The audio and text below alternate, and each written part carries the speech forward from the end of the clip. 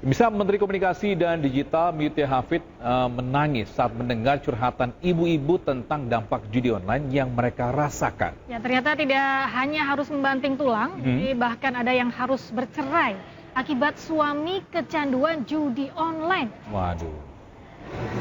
Alhamdulillah masih bersyukur walaupun sampai ke judi itu emang jahat, sampai kita di first itu. Menteri Komunikasi dan Digital Mutia Hafid menangis mendengarkan curhatan warga saat acara literasi digital dalam pencegahan judi online di lingkungan sekolah dan masyarakat di Semper Barat, Cilincing, Jakarta Utara.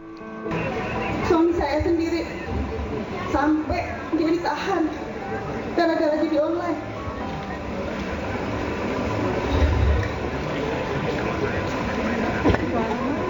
Handphone, semua TV habis. Dalam acara ini banyak ibu-ibu yang curhat tentang bahaya judi online yang mereka rasakan. Ada yang harus banting tulang memenuhi kebutuhan sehari-hari karena sang suami kecanduan judi online. Bahkan ada yang harus bercerai karena tidak tahan dengan suami yang kecanduan judol. Ini kan judi online, pinjaman online ini kan sampai ke ranah masuk di kamar, di ruang sangat privat. Jadi mau tidak mau kita harus melibatkan masyarakat terkhusus ibu-ibu. Toh ibu rumah tangga ini yang paling banyak juga merasakan, ya, misalnya suaminya terpapar judi online, mereka yang merasakan susu anaknya nggak cukup, makanan nggak cukup, dan lain-lain. Itu perempuan yang paling merasakan.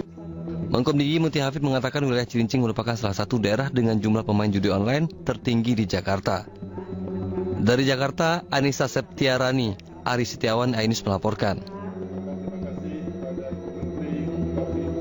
Ini benar-benar meresahkan ya Togi ya, karena merusak semuanya, merusak kondisi Rumah tangga, pertemanan juga, finansial kita, emosional kita, mental kita juga. Pasti.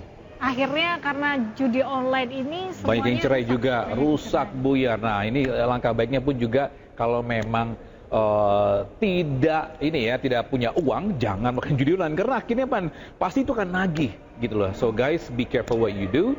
Jangan sampai nanti tiba-tiba kita melakukan sesuatu, entah itu judi, entah itu narkoba ataupun itu akhirnya merugikan diri kita sendiri dan keluarga kita juga ya. Bukan cuma yang nggak punya uang aja, bahkan yang punya uang pun jangan deh, jangan berjudi, jangan mempertaruhkan hidup kita dengan apapun yang I do agree, benar juga. Tidak ada yang bisa dipertanggungjawabkan. True, benar. Atau enggak, sebaiknya mungkin bisa main kartu Uno aja, ya enggak? Tanpa dikasih, ada uang atau apapun, ya. Yang penting enjoy aja menikmati hidup ya. Benar.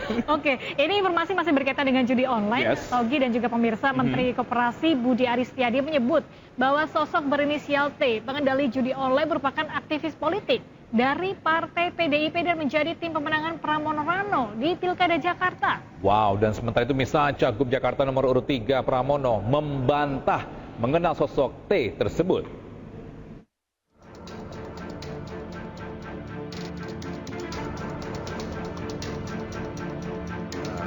Mantan Menkominfo sekaligus Menteri Koperasi Budi Aris Setiadi menyebut bahwa sosok berinisial T berada di balik skandal judi online yang menyeret sejumlah pegawai Kementerian Komdigi.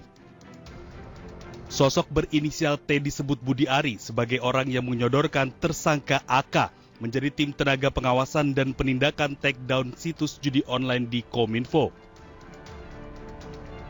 Selain itu, Budi Ari juga mengatakan sosok T merupakan aktivis politik yang dekat dengan Menhub Budi Karya Sumadi, menjadi tim ses Ganjar Mahfud di Pilpres 2024 dan kini bertugas di tim pemenangan Pramono Rano dalam Pilkada Jakarta, serta menjadi ketua bidang konten sosial media PDI Perjuangan. Sementara itu, calon gubernur Jakarta nomor urut 3 Pramono Anung membantah mengenal sosok T yang disebut-sebut Budi Ari. Pramono menyerahkan langkah hukum kepada partai atas pernyataan Budi Ari. Saya sama sekali nggak kenal. Saya belum pernah ketemu, jadi saya tidak tahu. Nah, terkait somasinya itu apakah ada? Ya itu kan tim, saya nggak tahu. Saya nggak tahu, nggak kenal, dan saya belum pernah ketemu. Sebelumnya, Budi Ari menyatakan siap diperiksa polisi terkait keterlibatannya dalam kasus judi online. Polisi juga telah menetapkan 18 orang tersangka. 10 diantaranya adalah pegawai di Kementerian Komdigi. Tim Liputan iNews melaporkan.